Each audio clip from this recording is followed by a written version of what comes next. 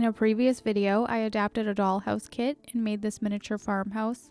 I had a lot of fun creating the furniture and decor, so let's get started. I'm working on the first floor and I really think it could use some beams, so I stained some matchsticks using acrylic paint and glued them in place. I have lots of great junk to create furniture and decor with, but we'll start with some polymer clay. To create a simple sofa, I stacked 2 layers of polymer clay and placed them on a thin back piece. I used my X-Acto knife to cut the back to size and used my ball stylus to shape the cushions. I added thin clay on the side as the arms and baked it with my heat gun. To create the look of plush pillows, I used some liquid clay to attach a bit of clay to the back of the sofa. The cushions look too uniform, so I'm using my ball stylus to make it look like someone has actually sat here before. To break up the clean modern lines of this sofa, I added a snake of clay to each side of the arms and smoothed it out. This looks more at home in a little farmhouse. After baking again with the heat gun, I painted it white. I cut a small rectangle of fabric and glued it over the arm so it looks like a throw blanket. I glued on some rectangles of fabric to look like accent pillows and the sofa is done. Alright, let's move from creating furniture to creating some decor.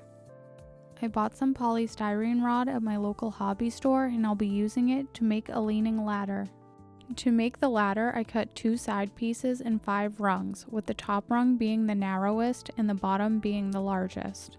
I used water-based glue and one of my silicone mats to assemble the ladder. It took a little bit finagling, but then when it dried it was nice and secure. I painted it brown so it will look like wood, and then I used a small piece of folded fabric to look like a blanket. To further accessorize the ladder, I want to create a wreath out of this green jute. So I glued a tiny circle and I'm attaching this greenery I have. I really love the bright color, but it's too big, so I'm using my scissors to trim it down and then I glue it to my circle. The wreath is only 1/8 of an inch in diameter and I think it looks adorable on this ladder. Now I'm making an oversized farmhouse clock for the wall. All I did was punch out a piece of brown paper and paint some white stripes on it to look like weathered paint. Then I used a Sharpie to add some Roman numerals and arms. I don't want it to look like I just drew these letters and arms on, so to create some dimension, I'm using Dimensional Magic from Mod Podge. When it dries, it gives these areas a raised appearance. We'll make a coffee table next, but I want to check to see if I have any new comments. No, nothing. I want to make a resin coffee table, so I'm starting with some amazing mold putty. I pressed the mold putty against my tweezers to create a flat space and pressed a jump ring into it. I'll create a tutorial soon explaining how to use amazing mold putty. I used my ball stylus to flatten the space inside the jump ring before the putty set. Once the putty set, I filled the mold with UV resin and cured it with my flashlight. I used polystyrene rods for the legs and popped it out of the mold. I love how it looks in front of the sofa. I added some beads and paper to decorate the top. I created this larger wreath for above the door and added the other items we just made. I really love how the living room is coming along. Next, I'm making some kitchen cabinets. Right now I'm marking out a space for a farmhouse sink. I'm making my cabinet out of foam core. I cut out the space for the sink and covered the foam ends with some paper. I'm using a couple rectangles of paper as cabinet doors. This is aluminum tape, which is adhesive-backed aluminum. I cut a small strip and added 4 rectangles to look like hinges. I wanted the hardware to look like the modern bar hardware you see, so I cut tiny pieces of wire and glued them to the cabinets. I used more of the aluminum tape and some cardstock to create the front of a stainless steel dishwasher. I cut a small piece of black plastic to use as the handle. To create the look of butcher block countertops, I used this 1/12 scale thin wood flooring. I also added 2 pieces of cardstock to the bottom for height and some drawers. For the farmhouse sink, I used paper clay and shaped it with my stylus. I made the faucet from a plastic cup hook from a 1/12 scale punch bowl set. I cut it with my pliers, painted it black, and glued it in place. Before the paper clay dried, I used my dental tool to create a simple drain. I painted the sink white with acrylic paint, and I really love the way it looks. I'm shaving down a coffee stir stick so it will be even thinner to make a cutting board to sit on the countertop. To create a tiny knife for the cutting board, I used my X-Acto knife to cut this shape out of a piece of aluminum baking tray. Then I dipped the handle in black paint. I learned this technique from Fran Sussman of Some Like It Small. Little details like this really bring a dollhouse to life. I really love the look of vintage Smeg refrigerators, so I'm making my own with polymer clay. I baked a rectangle of clay and sanded the top 2 corners. I used a blade to make the impressions for the door and the vent at the bottom. I used slivers of gray clay as the door handles, cured them with my heat gun, and then painted them silver. I sealed the fridge with some dimensional magic. I love how the kitchen is looking, but the walls look a little bare. So I'm using some more of the 1/12 scale wood flooring to create floating shelves above the cabinets. I have this printout of 1/44 scale plate patterns, which you use a 1/16 inch hole punch to punch out. I'm gluing some plates in a stack on one of the shelves. I added a bowl and a bead and it kind of looked done, but then I added 2 stand-up plates and it made all the difference. Here's how I created the tiny bowl on the shelf I just finished. All I did was take a small ball of polymer clay and put it on the end of my stylus. I used an X-Acto knife to make a more even rim, and then created the bottom of the bowl by pressing the bowl onto a little ball of clay. I baked it with my heat gun and then removed it from the stylus. Now I can glue my cute little bowl to another shelf. For my second shelf, I want to have a set of canisters. For the largest canister, I cut a piece of toothpick.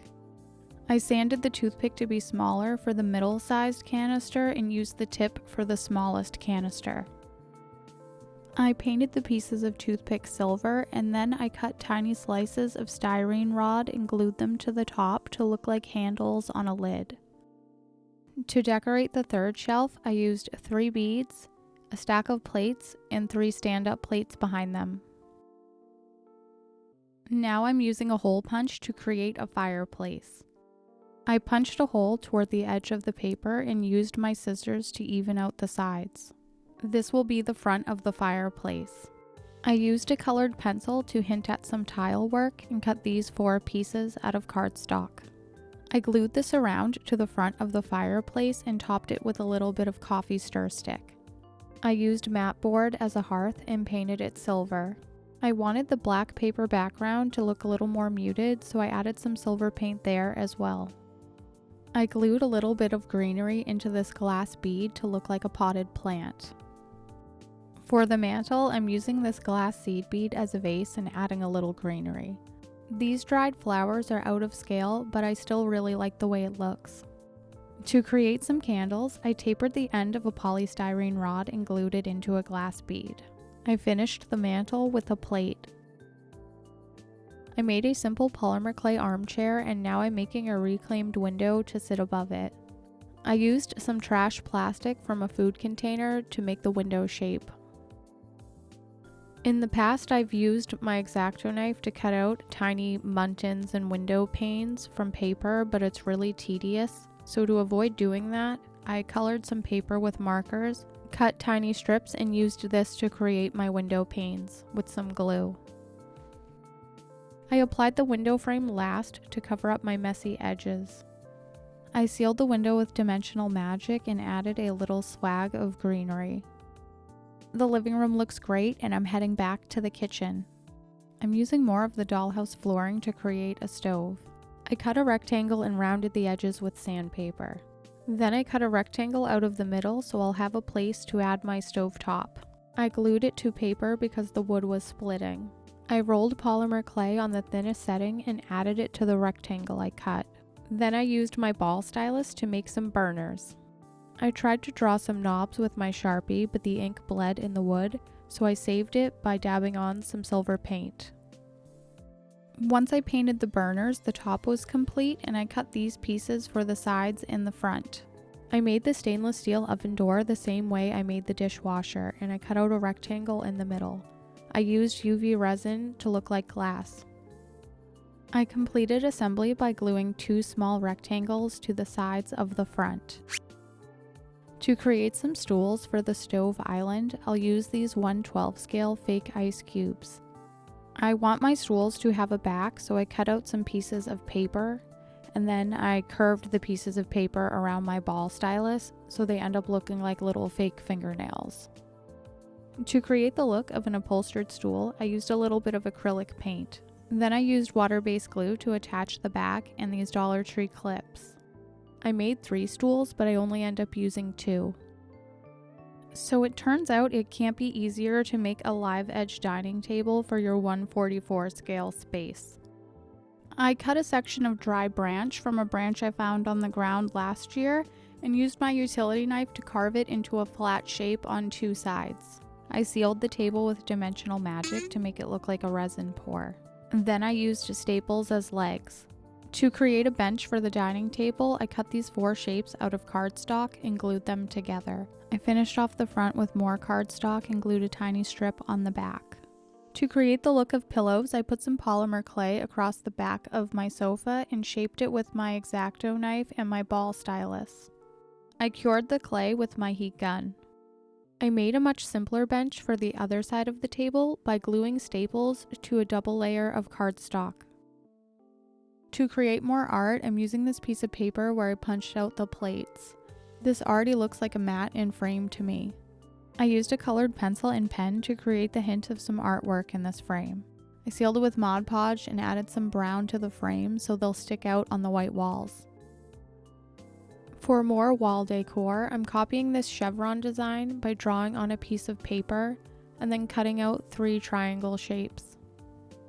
To make some super tiny frames for the wall, I pulled apart some links from this chain, glued them to paper, and cut them out.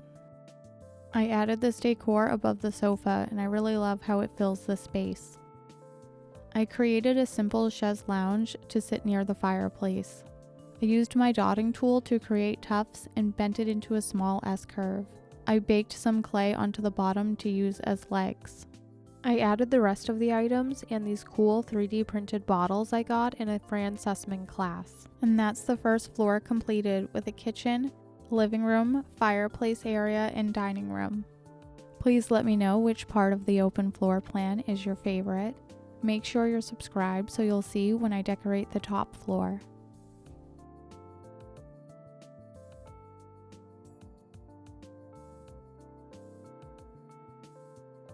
Thank you for watching. Make sure you check out one of my other fun videos. Bye!